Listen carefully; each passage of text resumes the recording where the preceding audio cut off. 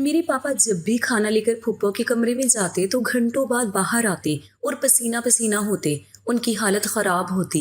मैं हैरान हो जाता कि पापा रोज खुद ही खाना देने क्यों जाते हैं और किसी को जाने क्यों नहीं देते। एक दिन राज जानने के लिए मैं चुपके से फूफो के कमरे में छुप गया और फिर जो कुछ मैंने देखा मेरे तो होश उड़ गए, क्योंकि अब्बू तो खाना देने के बहाने फूफो के साथ हर रोज।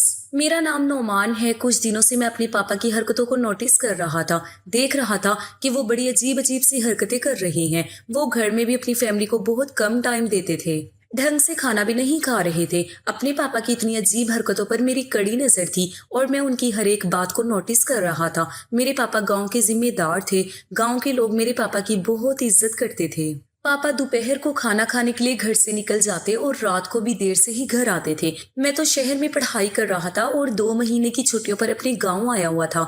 देर रात तक जब पापा घर में आते थे तो मैं सो चुका होता था। अगर गलती से पापा घर आ भी जाते थे तो बार बार उनके नंबर पर ना जाने किसकी कॉल्स आती रहती थी और इसी तरह मोबाइल की आवाज सुनते सुनते पापा घर से बाहर निकल जाते थे। फिर रात को देर से वो घर आते थे। माँ से तो उनकी बातचीत बहुत ही कम होती थी। माँ और मैं उनके इस तरह बदलने पर हैरान और परेशान थे। कुछ तो था जो बुरी तरह से खटक रहा था, लेकिन क्या, यह हम दोनों की भी समझ से बाहर था। घर के अफराद में तो उनकी दिलचस्पी ना होने के बराबर ही रह गई थी। उनकी लापरवाही को देखते हुए माँ ने भी उनसे बातचीत करना कम कर दी थी। मैंने दिल में ठान लिया था कि जो भी हो मैं अपने पापा के इस तरह एकदम से बदलने की वजह जानकर ही रहूंगा। एक दिन मैंने माँ से कहा कि मैं जमीनों पर जा रहा हूँ। माँ ने मुझे जल्दी से पापा का टिफिन तैयार करके दिया और कहा, ये अपने पापा को दे देना ताकि मैं जमीनों पर जाऊं और अगर मुझे पापा मिल जाएं तो मैं उनको ये टिफिन दे दूं। मेरे पास टिफिन देने का बहाना बहुत अच्छा था। इस मौके की तो न जाने मैं कब से तलाश में था।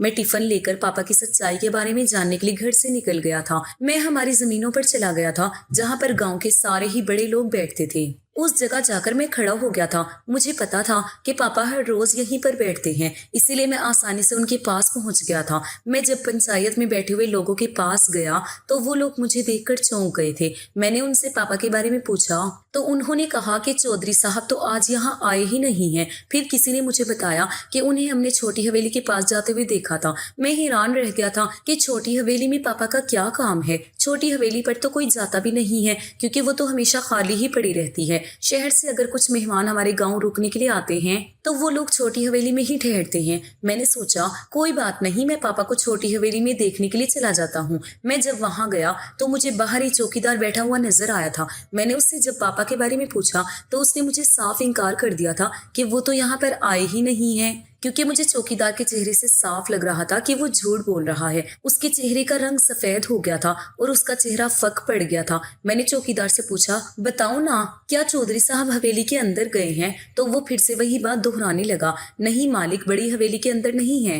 मैंने हैरान होकर कहा, अगर पापा यहाँ पर भी नहीं है तो फिर वो कहाँ गए? क्योंकि वो तो जमीनों पर गए हुए थे या फिर हवेली पर ही कुछ वक्त गुजारने के लिए आ जाते थे। जवाब में चौकीदार ने कहा कि छोटे मालिक आप चले जाओ, अगर बड़े मालिक आ जाएंगे तो मैं आपको खबर दे दूंगा। अब तो वो यहाँ पर नहीं है। मैं ना चाहते हुए भी चौकीदार की बात मानने के लिए तैयार हो गया था। इसी उलझन से मैं पीछे की तरफ पलटा ही था कि मेरे कानों में हवेली के अंदर से किसी औरत की चिल्लाने की आवाज आई थी। मेरा दिल जोर जोर से धड़कने लगा था। मैं हवेली के अंदर जाने लगा था कि चौकीदार ने मेरा हाथ पकड़कर रोक लिया और वो कहने लगा, छोटे मालिक आप जाते क्यों नहीं हो? मैंने कहा, हट जाओ मेरे रास्ते से, मुझे देखना है कि अंदर कौन है, वरना तुम्हारे लिए अच्छा नहीं होगा। चौकीदार फिर भी मेरी बात को नहीं सुन रहा था। फिर मैंने उसे धक्का दे दिया और मैं हवेली के अंदर भागकर चला गया था। चौकीदार भी भागते हुए मेरे पीछे ही आया था। इससे पहले वो मुझे रोकता, मैं हवेली के ऊपर वाले पोर्शन की तरफ भागने लगा था क्योंकि चिल्लाने की आवाज ऊपर की तरफ से ही आ रही थी। मैं कमरे के अंदर चला गया, लेकिन कमरे के अंदर जाते ही मेरे पैरों तले से जमीन निकल गई थी और मेरे होशो आवाज ने काम करना बंद कर दिया था। मैंने फटी फटी आंखों से सामने की तरफ देखा तो सामने का नजारा मुझे परेशान करने के लिए काफी था। मेरे पैरों तले से जमीन निकल गई थी। मैंने कभी सोचा भी नहीं था कि मैं पापा को कभी इस हाल में भी देखूंगा। मुझे अपने पापा से नफरत होने लगी थी क्योंकि ये आदमी बाप कहलाने के लायक ही नहीं था। मैं इस मामूली से गांव में पैदा हुआ था। मैं अपने पापा का इकलौता और लाडला बेटा था। मेरे पापा ने कभी मुझसे ऊंची आवाज तक में बात नहीं की थी। मेरे 2 चचा भी थे, वो भी जमींदार थे। हम लोगों की गांव में बहुत इज्जत थी और हमारी बहुत सी हवेलियां भी थी। हम बहुत ज्यादा अमीर थे। हमारे पास किसी चीज की कोई कमी नहीं थी। मैं वकील बनना चाहता था, इसीलिए पापा ने मुझे शहर पढ़ने के लिए भेज दिया था। मैं यहाँ पर 2 महीने की छुट्टियों पर आया हुआ था। मेरी जिंदगी मेरे हिसाब से गुजर रही थी। मेरा कोई बहन भाई नहीं था। मैं चाहता था कि मेरा कोई बहन या भाई हो। मामा पापा मुझे प्यार करते थे, लेकिन उनके अलावा भी मुझसे घर में प्यार करने वाली मेरी फूफो थी, जो कि मुझसे बहुत प्यार करती थी। वो 3 भाइयों की इकलौती बहन थी। उनके 3 भाइयों ने उनसे बहुत प्यार किया था। मेरी फूफो जी भी अमेरिका में पढ़ी लिखी थी। पढ़ाई पूरी हो जाने के बाद मामा पापा उनके लिए रिश्ता देख रहे थे, क्योंकि मेरे पापा सब भाइयों में सबसे बड़े थे। इसीलिए उन्होंने अपने छोटे बहन भाइयों का ख्याल माँ बाप की तरह रखा था। दोनों चचा की शादी हो चुकी थी और दोनों ही अपने अलग अलग घर में रह रहे थे। ये घर सिर्फ हमारा था। इसमें पापा मामा मैं और फूफो हमारे साथ रहती थी। जिंदगी बहुत अच्छी गुजर रही थी। फूफो की पढ़ाई मुकम्मल हो गई थी। एक दिन फूफो मुझसे मिलने के लिए शहर मेरे कॉलेज आ गई थी। उन्हें देखते ही मैं हैरान रह गया था। मेरी बुआ बहुत खूबसूरत थी। उनकी उम्र 35 साल हो चुकी थी, लेकिन उनकी उम्र को कोई नहीं कह सकता था कि वो 35 साल की है। पढ़ाई की वजह से उन्होंने अभी तक शादी नहीं की थी, क्योंकि वो पढ़ना लिखना चाहती थी। हमारे गांव में लड़कियों को ज्यादा पढ़ने लिखने की इजाजत नहीं दी जाती थी, लेकिन पापा ने फुप्पो की हर ख्वाहिश को पूरा किया था। फुप्पो काफी दिन तक मेरे फ्लैट में मेरे साथ रहकर जाती थी। फुप्पो की जब पढ़ाई मुकम्मल हो गई तो फिर वो परमानेंट गांव में ही रहने लगी थी। अब तो मैं भी गांव ही आया हुआ था। मुझे यहाँ पर आए हुए 2 दिन गुजरे थे कि पापा ने कहा कि गांव से कुछ लोग फुप्पो का रिश्ता लेकर आ रहे हैं। फुप्पो को ये बात बिल्कुल पसंद नहीं आई थी। उन्होंने पापा को बता दिया था कि वो किसी और को पसंद करते हैं। पसंद ही नहीं करती, बल्कि उससे शादी भी कर चुकी हैं। ये बात सुनकर तो हम लोगों के होश उड़ गए थे। फुप्पो ने गांव में ही रहने वाले सुहेल से शादी कर ली थी, जो कि पिछले दिनों फुप्पो के साथ ही पढ़ लिख कर आया था। उन दोनों ने एक दूसरे को अपने कॉलेज में ही पसंद कर लिया था। उसके बाद उन दोनों की बातचीत शुरू हो गई थी। ना जाने एक दिन उन लोगों के दिमाग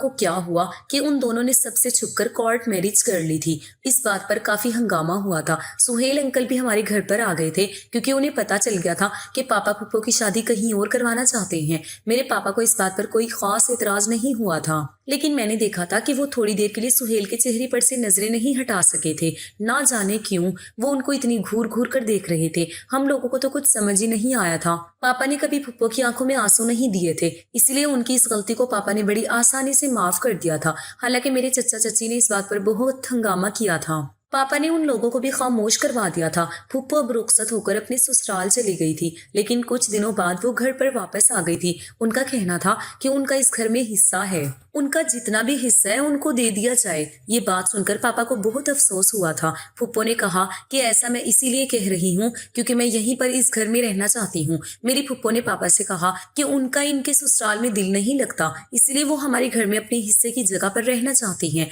ये बात सुनकर मेरे पापा को गुस्सा भी आया था, मगर कानूनी तौर पर इस घर में फुप्पो का भी बराबर हिस्सा था, इसीलिए उन्होंने फुप्पो को घर में रहने से रोक टोक नहीं की। सुहेल अंकल बहुत अच्छे इंसान थे। वो तो हमेशा बुआ की हाँ में हाँ मिला दिया करते थे और उनसे बहुत प्यार करते थे। सुहेल अंकल ने बहुत जल्द हमारे घर के फैमिली मेंबर्स के दिल में अपनी जगह बना ली थी। सभी लोगों को सुहेल अंकल बहुत पसंद आए थे और उनका रवैया भी, उनका काम बहुत अच्छा था। फुप्पो हमारे घर में सिर्फ इसीलिए रहने के लिए आ गई थी क्योंकि उनके ससुराल में उनका दिल नहीं लग रहा था। हालांकि उनके शौहर के पास किसी चीज की कोई कमी नहीं थी। वो फुप्पो को हर तरीके से खुश रखने की कोशिश कर रहे थे। उन दोनों के बीच बहुत ही गहरी मोहब्बत थी। अब फुप्पो अपने शौहर के साथ हमारे ही घर में शिफ्ट हो गई थी। मैंने महसूस किया था कि पापा का रवैया सुहेल अंकल के साथ बहुत ही गुस्से भरा था, जबकि बाकी दोनों चचा और चाचियां और साथ ही साथ उनके बच्चे भी सुहेल अंकल से बहुत मुतासिर हुए थे। हालांकि मैं भी उनसे काफी इम्प्रेस था क्योंकि वो बहुत अच्छे थे। मेरी मामा भी सुहेल अंकल से काफी खुश रहती थी क्योंकि उन्होंने मेरी माँ को अपनी बहन बना लिया था। मुझे तो बस ये बात समझ नहीं आती थी कि मेरे पापा को सुहेल अंकल को एक्सेप्ट करने में क्या मसला था, जबकि उनके सारे घर वाले सुहेल अंकल को एक्सेप्ट कर चुके थे। और जब फुप्पो हमारे घर शादी करके आई थी, उन्होंने बताया था कि उन्होंने सुहेल अंकल से शादी कर ली है। उस वक्त तो मेरे पापा को कोई मसला नहीं था। उन्होंने सब लोगों के सामने ऐसे किया था जैसे उन्हें इस रिश्ते से कोई इतराज ही ना हो। सुहेल अंकल ने अपने अच्छे से अपने ससुराल वालों के दिल में जगह बना ली थी। इधर फुप्पो भी अपनी नई जिंदगी की शुरुआत से बहुत खुश थी। शुरू के कुछ दिन तो हमारे घर में अच्छे गुजरे थे। मैंने नोटिस किया था कि फुप्पो के सामने तो पापा सुहेल अंकल के साथ बहुत अच्छे तरीके से रहते हैं और उनके पीछे सुहेल अंकल की बातों ही बातों में खूब इंसल्ट करते हैं। सुहेल अंकल इतने अच्छे इंसान थे कि उन्होंने इस बात के बारे में अभी तक अपनी बीवी से कोई बात नहीं की थी। मैं तो इस बात से परेशान भी हुआ था कि उन दोनों की लव मैरिज के बीच सबसे ज्यादा बोझ मुझे सुहेल अंकल पर ही लग रहा है, क्योंकि उन्होंने फुप्पो की खुशी की खातिर अपने खानदान वालों से भी अलग रहने की ठान ली थी। कभी वो अपनी फैमिली वालों को मनाते हैं तो कभी पापा का मूड उनसे खराब हो जाता है। पापा ने सुहेल अंकल पर काफी सारी पाबंदियां लगानी शुरू कर दी थी। वो जहाँ पर नौकरी करते थे, पापा ने कहा था कि मुझे तुम्हारी जगह नौकरी करना बिल्कुल पसंद नहीं है। उन्होंने गाँव के एक सरकारी स्कूल में सुहेल अंकल को जॉब दिलवा दी थी। हालांकि वो गांव के ही एक बैंक में नौकरी करते थे। हर बात पर उन्हें झिड़क कर रख दिया करते थे और बेचारे सुहेल अंकल फुप्पो को इस बारे में कुछ भी नहीं बताते थे। वो यही कहते थे कि वो उनके साथ शादी करके बहुत खुश हैं। सुहेल अंकल पापा की हर बात को खामोशी से बर्दाश्त करते थे। अंकल को कभी भी पापा पर गुस्सा नहीं आया था। वो अपनी इंसल्ट भी बर्दाश्त करते रहते थे। सुहेल अंकल को देखकर मुझे लगता था कि उनकी परवरिश अच्छी तरह से की गई है। पापा ने मुझे सुहेल अंकल से बात करने के लिए भी मना किया था। वो कहते थे कि इससे ज्यादा करीब होने की जरूरत नहीं है। ये तुम्हारी फुप्पो का शोहर जरूर है, मगर मुझे बिल्कुल भी पसंद नहीं है। इसको सिर्फ मैंने तुम्हारी फुप्पो की खातिर ही एक्सेप्ट किया है। पापा की इस बात पर मुझे बहुत गुस्सा आया था। मुझे तो पहले दिन से ही सुहेल अंकल बहुत पसंद आए थे। पापा पता नहीं क्यों ऐसी बातें किया करते थे, लेकिन मैं ये बात समझ गया था कि फुप्पो के सामने पापा सुहेल अंकल के साथ अच्छे बिहेवियर का नाटक सिर्फ इसीलिए करते थे कि कहीं बुआ को बुरा न लग जाए। पता नहीं पापा को सुहेल अंकल से क्या प्रॉब्लम थी। वो जब भी हमारे घर में होते, पापा का मूड खराब हो जाता था और उनके पीठ पीछे वो उन्हें खूब बुरा भला कहते थे। उनके इस तरह करते रहने ने मुझे बहुत परेशानी में डाल दिया था। फुप्पो हामला हो गई थी। इस खुशी से हमारे घर में रौनक आ गई थी, लेकिन पापा को इस बात पर बहुत गुस्सा आया था। मैंने इस बारे में अभी तक फुप्पो को कुछ नहीं बताया था कि वो सुहेल अंकल से नफरत करते हैं, क्योंकि मैं अपनी फुप्पो के हंसते खेलते हुए चेहरे को मुरझाया हुआ नहीं देख सकता था। मगर इस सब में सुहेल अंकल बहुत ज्यादा खुश रहने लगे थे, जिसको देखते हुए मैं सुहेल अंकल से पापा के पीछे थोड़ी बहुत बातें कर लिया करता था। सुहेल अंकल भी मेरे साथ बहुत खुश रहने लगे थे। अंकल शायद पापा की बताई गई नौकरी से खुश नहीं थे। अब जबकि फुप्पो को भी इस बात से कोई एतराज नहीं था, इसीलिए अंकल को पापा और फुप्पो की हर बात को एक्सेप्ट करना पड़ा था। सुहेल कुछ भी करते, पापा उनसे खुश ही नहीं होते थे। और तो और उन्हें उनका हमारे घर में रहना भी बिल्कुल पसंद नहीं था। लेकिन सुहेल अंकल तो हमारे घर में ही रह रहे थे। पापा के लाख मना करने के बावजूद भी वो अपने घर नहीं गए थे। लेकिन मुझे सुहेल अंकल का ये अंदाज बहुत अच्छा लगता था, क्योंकि मैंने अभी तक अंकल के अंदर कोई भी बुराई नहीं देखी थी। इसीलिए मैं खुश था कि मेरी फुप्पो को सुहेल अंकल जैसा हमसफर मिला है। मगर पापा तो किसी न किसी तरह सुहेल अंकल और फुप्पो को हमारे घर से निकाल देना चाहते थे। लेकिन गुजरते हुए वक्त के साथ मैंने देखा था कि अब तो सुहेल अंकल भी पापा की इन हरकतों से तंग आकर उन्हें पलटकर जवाब देने लगे थे। अब तो मैंने उन दोनों के बीच और कुछ महसूस करना शुरू कर दिया था। मुझे पापा के सुहेल अंकल से नफरत की वजह अब तक समझ नहीं आई थी, लेकिन पापा का इस तरह से उनके पीछे पड़ जाना, उनकी जिंदगी को तंग कर देना और बेवजह उनको परेशान करना मुझे भी अच्छा नहीं लगता था। मैं कभी कभी सोचता था कि मुझे इस बारे में फुप्पो से बात करनी चाहिए, लेकिन फिर मैं कुछ सोचकर पीछे हट जाता था। हमारे घर में कोई भी मेरे पापा के खिलाफ नहीं जा सकता था। बस यही सब सोचते हुए मैं कोई बड़ा कदम नहीं उठा सकता था। एक दिन मैंने देखा कि छत पर पापा और सुहेल अंकल आपस में बैठे हुए बातें कर रहे थे। मैं छत पर ही जा रहा था, लेकिन छत पर जाने से पहले उन दोनों की बातें सुनकर मैं सीढ़ियों पर ही रुक गया था। मुझे उन लोगों को देखकर ये लगा कि ये दोनों एक दूसरे के आमने सामने होने से पहले भी एक दूसरे को जानते हैं। ये बात मेरे लिए बहुत हैरान कर देने वाली थी। सुहेल अंकल तो बचपन से ही शहर में पढ़े लिखे थे। उनके वालिद ने उन्हें बचपन में ही शहर पढ़ने के लिए भेज दिया था और फुप्पो के साथ वो शहर से ही शादी करके यहाँ आए थे। उसके बाद उन्होंने यहाँ गांव में नौकरी करना शुरू कर दिया। ये बात मेरे लिए बहुत हैरान कर देने वाली थी। घर में सुहेल अंकल जो सबके साथ बहुत अच्छा था, वो भी अब धीरे धीरे बदलने लगा था, जिस पर हम लोग बहुत परेशान थे। यहाँ तक कि सुहेल अंकल का रवैया फुप्पो के साथ भी गुस्से भरा रहने लगा था। जो इंसान अपनी मोहब्बत की खातिर अपनी बीवी से इतना प्यार करता था, आज वो अपनी बीवी से ढंग से बात तक नहीं करता था। मुझे ये सब कुछ बहुत अजीब लग रहा था और अब धीरे धीरे लगने लगा था कि पापा शायद इसी वजह से सुहेल अंकल को ज्यादा पसंद नहीं करते थे। फुप्पो भी बेचारी सुहेल अंकल के इस रवैये से दिन ब दिन घुलती चली जा रही थी। हालांकि उनके पेट में भी बच्चा था। एक दिन फुप्पो मुझे अपनी जिंदगी की कहानी बताकर बहुत रो रही थी। मैंने उनको तसल्ली दी। उन्होंने मुझे बताया था कि मैं सुहेल से बहुत प्यार करती थी, लेकिन मुझे नहीं पता था कि एक दिन सुहेल मेरे साथ ऐसा भी करने लगेगा। उसकी खातिर मैंने क्या नहीं किया। मैंने फुप्पो को तसल्ली दी और उन्हें समझाया कि सब कुछ ठीक हो जाएगा, आप फिक्र न करो। अब तो सुहेल अंकल फुप्पो फुप्पो से मिलने के लिए यहाँ पर भी नहीं आ रहे थे। अब तो वो ज्यादातर अपनी फैमिली के पास ही रहने लगे थे। फुप्पो प्रेगनेंसी के दिनों में और सुहेल अंकल की इस तरह से दूरी को बर्दाश्त नहीं कर पा रही थी। ऐसा करने की वजह से उनका रवैया अब चिड़चिड़ा सा हो गया था। मैं सोच रहा था कि मुझे सुहेल अंकल से इस बारे में बात करनी चाहिए, लेकिन काफी दिन हो गए थे, वो तो हमारे घर पर ही नहीं आ रहे थे। लेकिन उस दौरान पापा का रवैया सबके साथ बहुत अच्छा था। पापा अब घर में खुशी खुशी रहने लगे थे। और तो और फुप्पो जब उनके सामने रोने बैठ जाती तो पापा उन्हें समझाते थे कि मैं तो कहता हूँ अपने इस बच्चे को भी खत्म कर दो और उस घटिया इंसान से अपनी जान छुड़ा लो। लेकिन जब बच्चा खत्म करने की बात आई तो फुप्पो और जोर से चिल्लाती थी और कहती थी कि ये मेरा और सुहेल का बच्चा है, मैं इसे कभी खत्म नहीं कर सकती। मैं समझ गया था कि पापा चाहते हैं कि फुप्पो इस बच्चे को खत्म कर दे और फिर पापा सुहेल अंकल से उन्हें तलाक दिलवाकर अपने मकसद में कामयाब हो जाएंगे, क्योंकि पापा तो सुहेल अंकल को पहले से ही पसंद नहीं करते थे। मैं सुहेल अंकल की तलाश में था। सुहेल अंकल मुझे कहीं नहीं मिल रहे थे, ना जाने अंकल कहाँ चले गए थे। मैं उनको देखने के लिए वहां भी गया जहां वो नौकरी करते थे। एक दिन रात के 2 बज रहे थे। अचानक मेरे एक दोस्त की शहर से कॉल आ गई। मैं उससे बात कर रहा था और बात करते करते मैं छत पर चला गया, क्योंकि छत पर बहुत अच्छी हवा चल रही थी। मैं काफी देर तक छत पर बैठकर अपने फ्रेंड से बात करता रहा। मैंने नोटिस किया कि रात के उस टाइम पर पापा घर का दरवाजा खोलकर कहीं जा रहे हैं, कहीं बाहर जा रहे थे। पापा को देखकर मैं हैरान रह गया। मैंने जल्दी से कॉल कट की और पापा का पीछा करने के लिए चला गया कि आखिर इतनी रात को वो कहाँ जा रहे हैं। इतनी रात को उन्हें घर से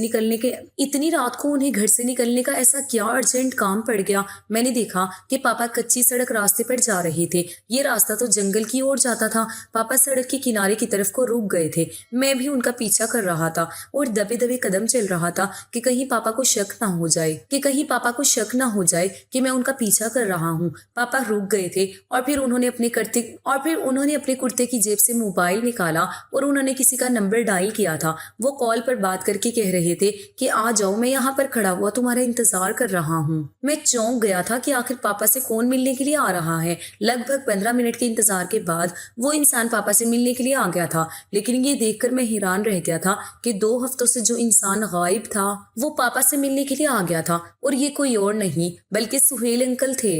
पापा और सुहेल अंकल मुझसे काफी दूरी पर खड़े हुए थे, इसलिए मुझे उनकी ज्यादा कोई बात साफ साफ सुनाई नहीं दे रही थी। वो दोनों किसी बात पर बहस कर रहे थे। सिर्फ इतना सुना था कि पापा सुहेल अंकल से कह रहे थे कि तुम बहुत बिगड़े हुए इंसान हो, तुम मेरी बहन की जिंदगी से चले जाओ। पापा ने तेज आवाज से कहा था। जवाब में सुहेल अंकल भी पापा पर चिल्लाए थे। उन्होंने कहा कि मैं सिर्फ आपकी बहन की खातिर ही आपकी बहुत इज्जत करता हूँ, वरना आज तक मैं किसी के आगे नहीं झुका हूँ। सुहेल अंकल ने कहा कि आप कितने शरीफ हो ये तो मैं भी जानता हूँ। बेहतर होगा कि आप मुझे मुंह खोलने पर मजबूर मत करो, वरना दोनों का नुकसान हो जाएगा। पापा बोले, अगर तुमने मेरी बात नहीं मानी तो मैं तुम्हें छोड़ूंगा नहीं, तुम देख लेना। पापा ने बहुत गुस्से में आकर सुहेल अंकल से ये बात कही थी। उसके बाद पापा पलटकर वापस आने के लिए मुड़ गए थे। मैं जल्दी से पेड़ की आड़ में छुप गया था ताकि वो मुझे देख ना सके। उनकी बातों ने मुझे और ज्यादा कंफ्यूज कर दिया था। मुझे सुहेल अंकल के बोलने के अंदाज पर बहुत हैरत हुई थी। मैंने उन्हें कभी पापा से इस तरह से बात करते हुए नहीं देखा था। आज पहली बार उनको इस तरह से बात करते हुए देखकर मुझे अपनी आंखों पर यकीन नहीं हो रहा था,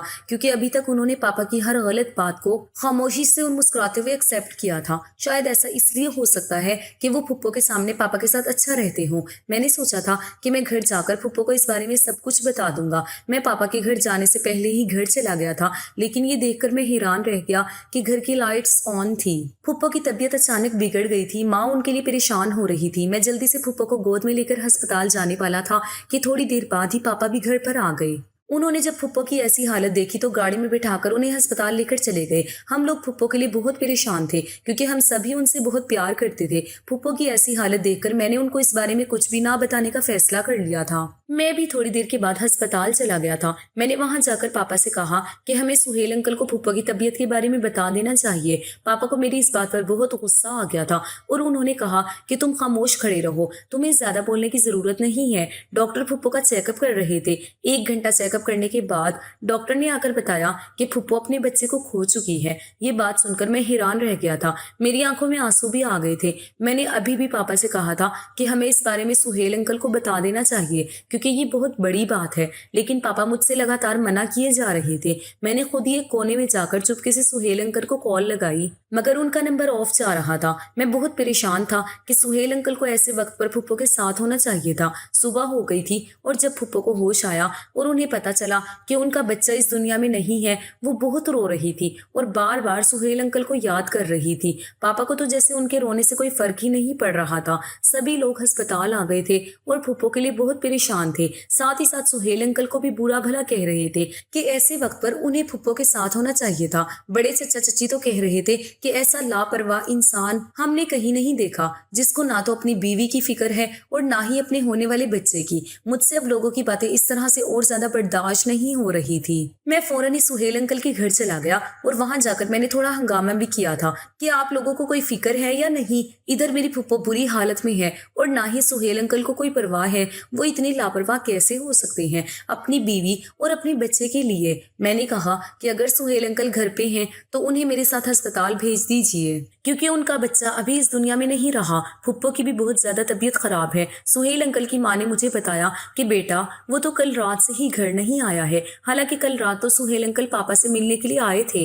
अब तो वो सच कह रही थी या झूठ, पहले तो मुझे उनकी बात पर यकीन भी नहीं आ रहा था। मुझे लगा शायद वो अपनी शर्मिंदगी छुपाने के लिए ये बात कह रही हैं कि उनका बेटा घर में नहीं है, पर मुझे उनके चेहरे पर परेशानी साफ नजर आ रही थी। उन्हें देखकर लग रहा था कि उस बात का अफसोस तो उन्हें भी है कि उनका खून उनसे जुदा हो गया। मैं ज्यादा कुछ नहीं कह पाया था और वापस अस्पताल आ गया था। हालांकि एक दो जगह रास्ते में भी सुहेल अंकल को ढूंढ कर आया था। सुहेल अंकल मुझे कहीं नहीं मिल रहे थे। 3 दिन बाद फुप्पो घर वापस आ गई थी। फुप्पो की तबीयत ठीक नहीं थी। वो बार बार सुहेल अंकल को याद कर रही थी और अपने बच्चे को भी याद करके बहुत रो रही थी। उनकी हालत अब दिन ब दिन बिगड़ती चली जा रही थी। हम लोगों से फुप्पो की ऐसी हालत देखी ही नहीं जा रही थी। मेरी कोशिशें लगातार यही थी कि मैं सुहेल अंकल को ढूंढ सकूं। सुहेल अंकल मुझे कहीं भी नहीं मिल रहे थे। अचानक एक दिन फुप्पो इन परेशान हालात से तंग आकर खुद को मारने की कोशिश कर रही थी। जब पापा ने फुप्पो से कहा कि तुम जिस इंसान के लिए पागल हो रही हो वो तुम्हें छोड़कर शहर भाग चुका है, और तुम्हें बता दूं कि उसने शहर में ही किसी लड़की से शादी भी कर ली है। ये बात सुनकर हम लोगों के पैरों तले से जमीन निकल गई थी। फुप्पो का भी रो रो कर बुरा हाल हो गया था। माँ ने फुप्पो को बहुत समझाया कि तुम्हारे भाई सही कह रही हैं, जो इंसान तुम्हारे बच्चे के मरने पर भी नहीं आया वो इंसान बेवफा ही हो सकता है। सुहेल को तुम जितना अच्छा समझती थी वो उतना अच्छा नहीं है। उसने तुम्हारे साथ इसीलिए तो बोलचाल बंद कर दी थी कि ताकि वो तुम्हें छोड़कर चला जाए। अब देखा ना, वो तुम्हें छोड़कर चला गया। पापा कहने लगे कि मोहब्बत की शादी का यही नतीजा होता है। हम तुम्हारे लिए कुछ गलत नहीं सोचते, लेकिन तुमने तो हमें बिना बताए शादी कर ली थी। ये सब उसी का तो नतीजा है। अब तुम्हें यही करना चाहिए कि उस इंसान के लिए तुम्हें अपनी जिंदगी खराब नहीं करनी चाहिए, बल्कि तुम अपनी जिंदगी की नई शुरुआत करो और हम तुम्हारा रिश्ता दूसरी जगह तय कर देते हैं। वहां पर तुम खुशी खुशी शादी कर लो। पापा की बात सुनकर तो फुप्पो पागल सी हो गई थी। काफी दिनों तक उनकी हालत ऐसी ही रही थी। मैं भी घर के इस माहौल की वजह से शहर नहीं जा पा रहा था, क्योंकि शहर जाकर मुझे पता था कि मैं और ज्यादा परेशान हो जाऊंगा। मेरा ध्यान बार बार घर पर ही पड़ा रहेगा। इसलिए मैंने यहीं पर रुकने का फैसला कर लिया था। अभी कुछ ही दिन गुजरे थे कि सुहेल अंकल के घर वाले हमारे घर आकर खूब हंगामा करने लगे थे। उन्होंने कहा कि हमारे बेटे को तुम लोगों ने कहाँ पर कैद किया है। उनका कहना था कि सुहेल काफी दिनों से लापता है और वो घर पर भी नहीं आया है। उसका नंबर भी बंद जा रहा है। हमने उसको काफी जगह तलाश कर लिया, लेकिन वो तो कहीं पर भी नहीं मिल रहा। पापा ने उन लोगों से कहा कि आपका बेटा तो यहाँ पर भी नहीं आया। वो लोग बहुत ज्यादा हंगामा काट रहे थे, जिसकी आवाज फुप्पो को भी चली गई थी। पापा उस हंगामे को खत्म करने की कोशिश कर रहे थे, लेकिन मैं कंफ्यूज था कि पापा ने हम लोगों को तो ये बताया था कि सुहेल अंकल ने दूसरी शादी कर ली है शहर में जाकर, तो फिर वो ये बात उनकी फैमिली को क्यों नहीं बता रहे थे। हंगामा काफी देर तक इसी तरह से चलता रहा। फिर उसके बाद वो लोग अपने घर चले गए थे। ना जाने पापा ने उनसे ऐसी क्या बात कही थी कि वो लोग खामोश होकर वहां से चले गए।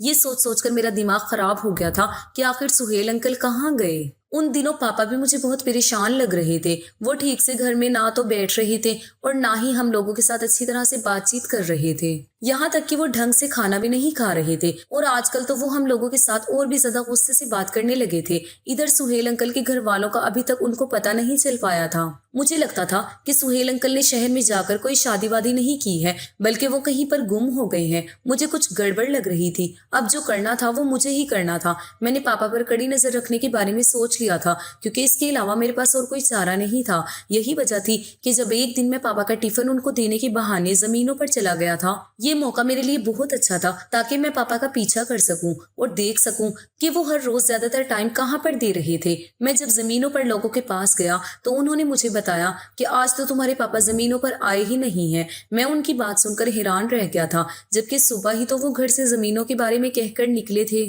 फिर एक आदमी ने बताया कि पापा को उसने छोटी हवेली की तरफ जाते हुए देखा था। मैं थोड़ा कंफ्यूज भी हुआ था कि पापा को आखिर छोटी हवेली में ऐसा क्या काम पड़ गया। जब मैं छोटी हवेली गया तो चौकीदार ने मुझे रोकने की बहुत कोशिश की। पहले तो वो झूठ भी बोल रहा था कि पापा हवेली में नहीं है, लेकिन जब मैं वहां से पलटकर घर आने के लिए मुड़ रहा था तो मुझे किसी के चिल्लाने की आवाज आई थी, बचाओ बचाओ। मुझे कुछ गड़बड़ का एहसास हुआ था। ये चिल्लाने की आवाज किसकी थी मेरी कुछ समझ में नहीं आ रहा था, लेकिन मैं दौड़ता हुआ हवेली के अंदर जाने लगा था। मुझे चौकीदार रोकने की बहुत कोशिश कर रहा था। मैंने उसको धक्का देकर गिरा दिया था। मैं जब भागकर हवेली के ऊपर वाले पोर्शन में छोटे से बने हुए कमरे के अंदर गया तो वहां ये देखकर मेरे पैरों तले से जमीन निकल गई थी। पापा के हाथ में एक बंदूक थी और एक तरफ सुहेल अंकल कुर्सी पर बंधे हुए थे। उनके हाथ पैर मजबूती से बांधकर उन्हें वहां पर रखा गया था और वो काफी जख्मी हालत में थे। पापा बंदूक से उन्हें मारने की कोशिश कर रहे थे। मैंने जाकर उनके हाथ से बंदूक छीनने की कोशिश की और उनसे कहा कि आप ये सब कुछ क्या कर रहे हो।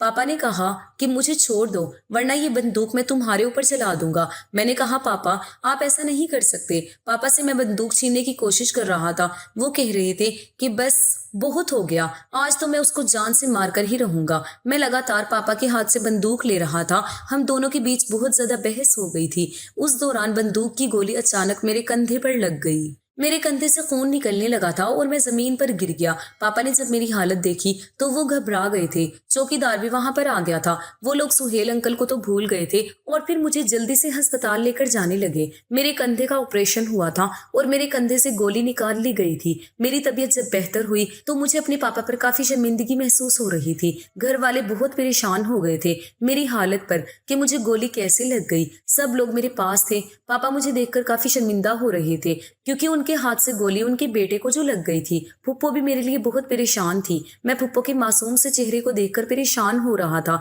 लेकिन मैं इस बात को भी जानना चाहता था कि आखिर पापा सुहेल अंकल को क्यों मारना चाहते थे। खुदा की करनी अच्छी थी कि सुहेल अंकल सही सलामत थे और वो अस्पताल मुझसे मिलने के लिए आ गए थे। वहां पर मौजूद सारे लोग सुहेल अंकल को अचानक देखकर हैरानी में पड़ गए थे।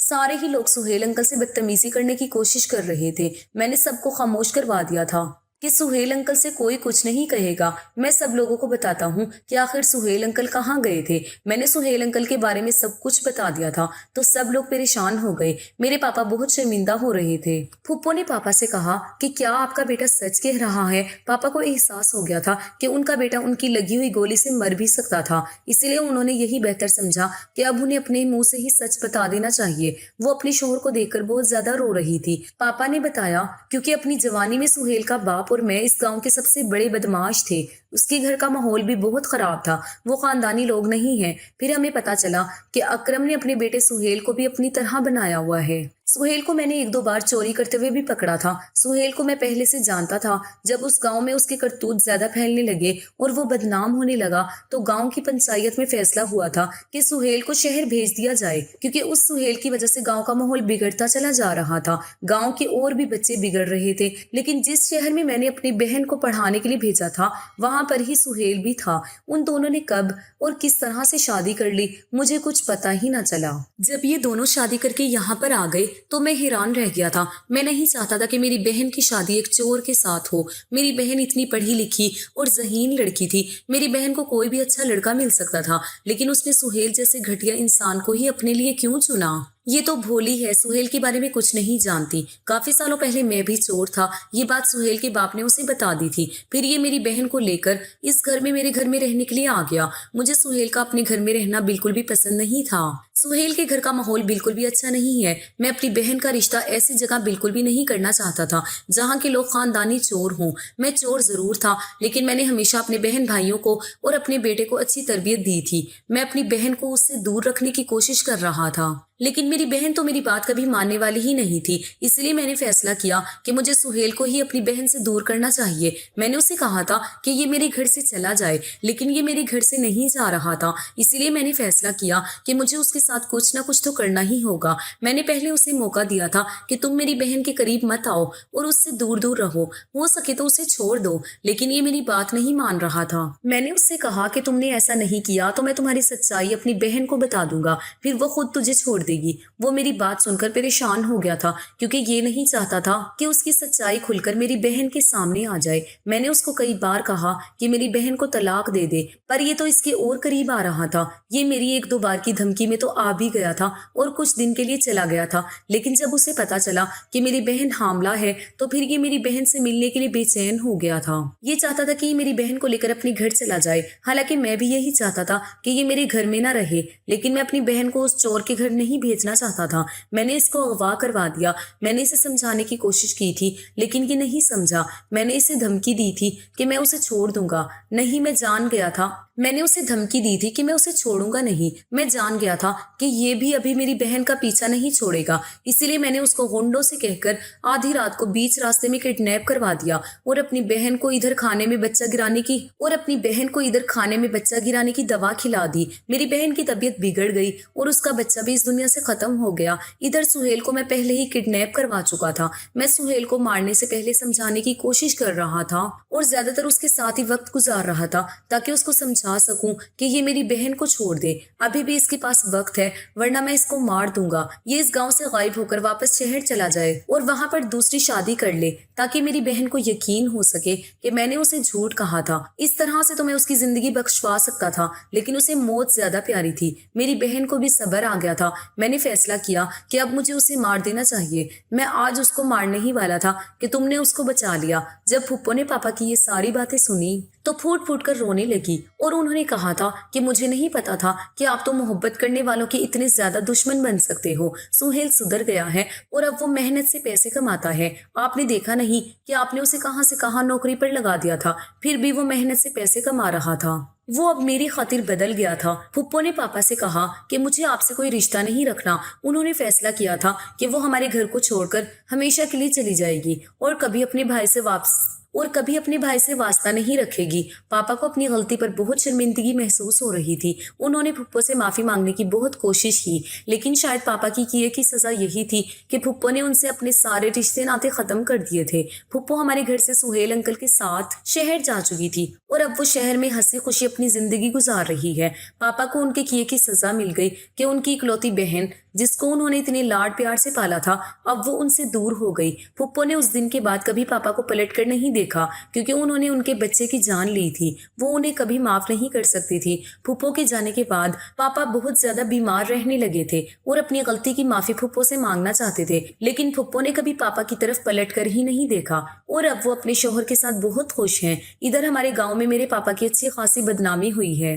वो अब घर में ही रहते हैं और ज्यादा घर से बाहर नहीं निकलते और हमेशा बीमार रहते हैं। आप लोग मेरे पापा के लिए दुआ कीजिए, क्योंकि उनको बहुत बड़ी बीमारी लग गई है। वो ठीक हो जाएं और मेरी फुप्पो हमेशा अपने ससुराल में अपने शौहर के साथ खुश रहें। इस कहानी से ये नतीजा निकलता है कि बुरे लोगों के साथ हमेशा बुरा ही होता है और बुरे लोगों के बुरे कर्मों की वजह से अच्छे लोग उनका साथ देने छोड़ देते हैं। हम लोगों ने भी अपने पापा से ज्यादा बातचीत करनी छोड़ दी है। मैं तो शहर में ही आकर रह रहा हूँ। उधर मेरे दोनों चचा ने भी अपने भाई से सारे रिश्ते खत्म कर दिए। अब मेरे पापा अकेले अपनी बीमारी से लड़ रहे हैं। दोस्तों, उम्मीद करती हूँ आपको हमारी कहानी पसंद आई होगी। कहानी पसंद आई है तो वीडियो को लाइक करें, चैनल पर नए हैं तो चैनल को सब्सक्राइब करें और हाँ, नोटिफिकेशन बेल को जरूर दबाएं ताकि अगली अपडेट सबसे पहले आपको मिले।